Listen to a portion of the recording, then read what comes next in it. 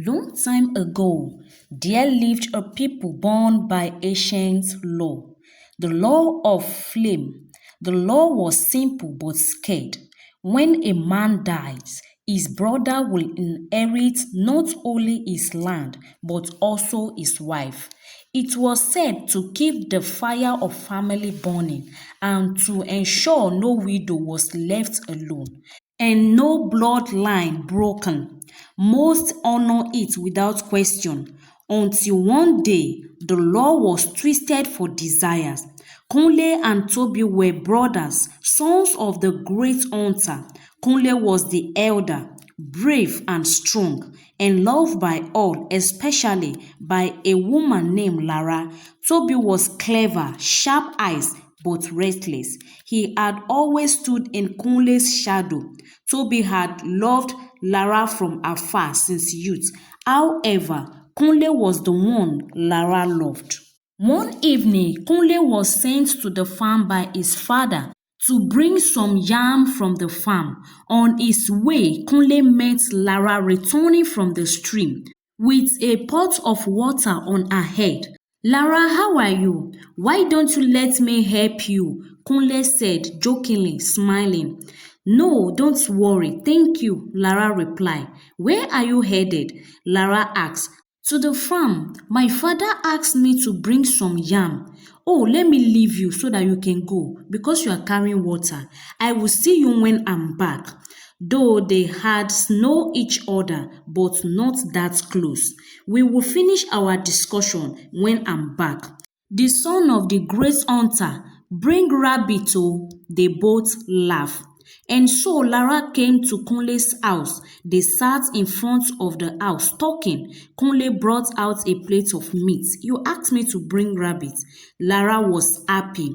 As they discussed, laughing loudly, Toby stood at the corner, watching them. What are they discussing that Lara is laughing like that? That moment, the spirit of jealousy overwhelmed him. Lara and Kunle became closer and their relationship became stronger. Kunle proposed marriage and she agreed to it as fast as she could. When Lara chose Kunle, Toby smiled at the wedding, but behind his teeth burned heavy.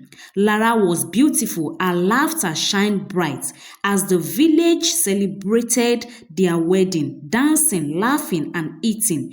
Toby stood silent, holding a cup of wine which he did not drink. After the wedding, Kunle and Lara became a beloved couple. Their home was full of joy and music. Toby visited sometimes, always bringing gifts, but his visits became longer. His eyes stared at Lara too long. His compliments came too easy. Toby always played the part of a loyal younger brother. Kunle, who was ever trusting, saw only a devoted brother. Lara noticed and began to feel the weight of his look. She told Kunle. He laughed it off. He is just lolling. Let him be. He find a wife soon. However, Toby did not find another. He only watched. And under his marks, a man was burning with hunger, not just for Lara, though she was the cause of his obsession, but for what Kunle had, respect, a voice in the crowd, a person other family admire, and the quiet way Kunle walked through the village and made others feel safe. Toby didn't want to be like his brother. He wanted to be him. One evening, Lara and Kunle were sitting in front of their house, talking and smiling. Toby stood afar, watching them. Why him? Why not me? I am smart and hungrier. He does nothing but smile, and people follow him. I have to walk my way through stone just to be seen. Bitterness settled in his heart. Sometimes, Toby will rehearse conversation in the mirror, how he will speak when he became the one leading in village. And standing by Lara's side, in his mind, he wasn't stealing, he was restoring balance. Kunlay was a mistake to me, he told himself. Kunlay was a delay in my destiny. His greed transformed him into a monster. He took his brother kindness for weakness, his brother patience as coward. And Kunle's love for Lara grew faster and soft. She had wished for someone strong, someone who could build an empire, not just raise goats and tell stories. Then Kunle's friend, who had traveled to the city for the past 4 years with the help of Kunle, now returned to the village. The first person he asked for was his friend Kunle. He went to his house. They were very happy and hugged each other. Oh boy, you have finished city money. Your skin is glowing. Then his friend replied, you are not bad too. You people in the village are enjoying too. You know the city, we buy everything with money. But here, just enter the farm and carry whatever you need. As they both laugh. See, I'm here because of you. Kunle turned sharply. What is it? What happened in the city? Nothing, his friend replied. I'm here to repay what you've done for me. There is an opportunity that came where I'm working. I'm told to replace some people in our company. And you came to my mind first. So that is why you see me here in the village. Guy, what are you saying? Work in the city? No. If I will move to the city, what about my wife? His friend replied, you are going with your wife. Still, Kunle was not okay. Guy, did you know we will rent apartments? And what about feeding? Don't worry, we will arrange everything. Kunle told his wife about it. She agreed with her husband. 2 weeks later, they moved to the city. Kunle's friend had prepared everything before they arrived to the city. Kunle started going to office and told his wife to stay home to take care of the house. So Lara was just a full housewife. Few weeks later, Toby came running to the city. He can't stand the thought that his brother took his love to the city. He called his brother and he sent him his address. Lara was in the room when she had a knock on the door. Who is there? I'm coming. She came out and opened the door. It was Toby with his worn bag. Opening his arm to hug her. My wife, he said. Lara quickly moved back. How have you been? I've missed you so much. Or don't you miss me? He asked. Lara stood staring at him, nodding. What happened? Are you not happy to see me? Then please, what did you have? I'm very, very hungry. Then she replied, I've not cooked, but I'm about going to the kitchen. If you've not cooked, what did my brother took to the office? Then Lara replied, he took bread and tea. Toby started saying to himself, see, I supposed to be the one enjoying all this now, but he took everything from me. And what did you want to cook? He asked. Rice, she replied. I'm not eating rice. Please prepare pounded yam and ogbono soup. She looked at him. Sorry, I can't prepare that because before my husband left the house, he told me to cook rice. So he will have it in mind that he's coming to eat rice. And besides, you know your brother don't like swallow. She walked back into the room. Kunle came back from work and met his brother. You are here. You didn't tell me you were coming today. You only asked for my address. They greeted each other. Kunle was happy to see his brother, but not with Toby. As they sat in the sitting room, Toby never took his eyes off Lara's body, saying to himself, I want to touch her skin. I want to hold her tight in my arm. Toby, his brother shouted his name. What are you thinking? I've been talking to you and shouting your name. You are lost. What is it? Nothing, brother. Can you believe the locust beans Mama asked me to give you? I forgot it. Is that why you are lost in thinking? Anyway, I'm going to bed. I have work tomorrow. Lara and Kunle hold each other, entering their room. Toby looked at them as they walked away. Toby stood at the door, placing his hair at the door to know what is going to happen next. The next morning, Kunle prepared for work, and Lara prepared bread and tea. Kunle was still in the room. Toby walked to the dining. What are we having for breakfast? He asked. As you can see, I prepare bread and tea. Lara replied. Kunle came out of the room. "What is it?" he asked. Toby replied, "What is happening in this house?" "Like what?" Kunle asked. "Our wife is giving us bread and tea for breakfast." "What is wrong with that?" Kunle asked. "She's supposed to prepare eba, not this." "See, Toby, I'm okay with whatever she give me. And besides, it's too early to eat eba now. She will prepare eba for you later in the day. This is not right. At least let her obey me for once." "She is my wife too." Kunle dropped his tea. "I didn't say she's not your wife." "Then let her enter the kitchen and prepare the eba for me now. I mean now." Kunle, who had never had issue with his brother, asked Lara to prepare eba for Toby. Kunle was too blind to see his brother true intention. One afternoon, Lara and Toby were in the sitting room watching a movie. Toby was looking at Lara with the eyes full of greed. "Why are you staring at me like that?" Lara asked. She stood up to leave the sitting room. Toby held her hand. "What are you trying to do?" "Let me tell you, I know what you are doing.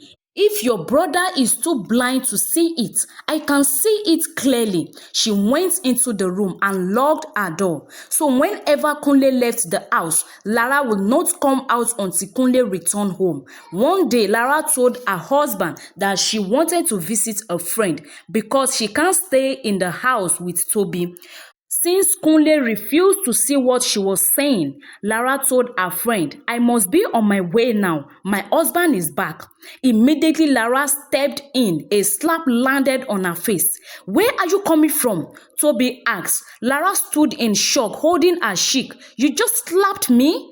"And so?" Toby replied. A voice from behind. "What just happened?" Kunle asked. Toby replied, "I'm asking her where she's coming from." By this time, before he could finish, a slap landed on his right cheek. "Are you insane?" A slap landed again at the left cheek. "Is something wrong with you?" Toby asked. "Brother, did you slap me because of her? Are you mad, Toby? Have you lost your mind?" Kunle asked. "Brother, I want to get something straight. Did you just slap me because of your wife?" Then Kunle replied, "You just slapped my wife. You raised your hand and slapped my wife. Why did you do that?"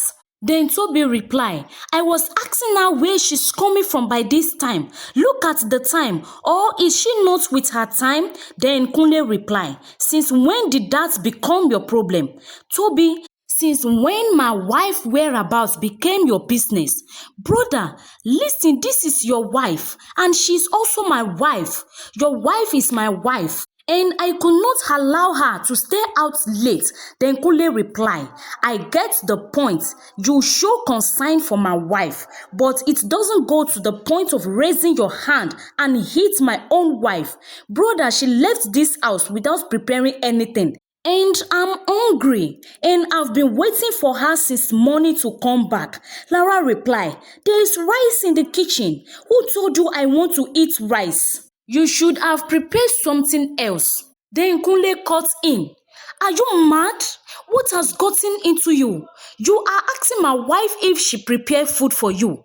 Now she is telling you that there's rice in the kitchen, and you said you don't want to eat rice. Brother, this is your wife, and you know that she's also my wife, and I have the right to treat her like one. Let me tell you now, don't ever say that to my face again. You've been saying she's your wife. I thought you were just scared. And if you want to maltreat somebody, you go and rent a house and marry your own wife, and then you can slap her as many times as you like, because not in my own house where I am paying rent, and you are staying with me as my younger brother. Because you have no right to put your filthy hand on my wife. Get that into your brain if you have one." "Oh," Toby says, "so you are telling me that the house also doesn't belong to me? I have no right in this house too?" Then Kunle replied, "It appears that I've been giving you too much freedom in this house. So this is what is going to happen. You will apologize to my wife right now." "What? Me apologize to a woman over my dead body? It's not done in our house." Then Kunle cut him off.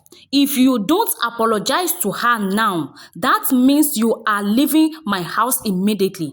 Brother, did you even know you slapped me back? And you slapped me twice. Is it because I'm not banking your head on the wall right now? What right did you have? Are you not thinking? Apologize to her now. No, Toby replied. I will not do that. Then Kunle replied, you are ready to leave my house then. Brother, this house also belongs to me. You are the one paying rent? Kunle asked. And did we marry her together? Then Toby replied, I followed you to pay her bride price. Okay, so when we were doing husband and wife duty at night, are you there? Then Toby replied, that is because you did not give me the chance. If you give me the space, I will. She is your wife and also my wife. Kunle and Lara stood in shock. If you are late now, I'm going to take your place. You have just crossed the line. Kunle walked in, packed his bag and threw it outside. Leave my house now, he shouted. Then Toby said, I'm going to tell our parents and the whole village will hear this. Then Kunle replied, I don't care, let the whole village hear it. Toby went back to their village and told their parents that his brother and his wife starved him. They didn't give him food. Kunle got a call from his father. I want to see you in the village tomorrow. Kunle and his wife went to the village. His family were already waiting for him. What happened? His father asked. Why did you send your brother out of the house? Then Kunle replied, Father, his demands are too much. He complained too much. If my wife prepared him food, he would tell my wife that he's not eating, that she should prepare something else. Then one of the elders replied, but he said you don't give him food at all. However, the fight was settled between both brothers. However, Toby was not satisfied. He stood looking at Kunle talking with his parents, laughing. He knew nothing but to laugh. Even our parents liked him more than me. If he is dead, it is not murder, it is tradition. The law will give Lara to me. Lara is mine by right. Kunle asked Toby to let's take a walk around the village. When they got to a thick bush where no one was washing, Toby brought a bottle of wine. This is new and sweet. Taste it. Kunle collected it and drank it.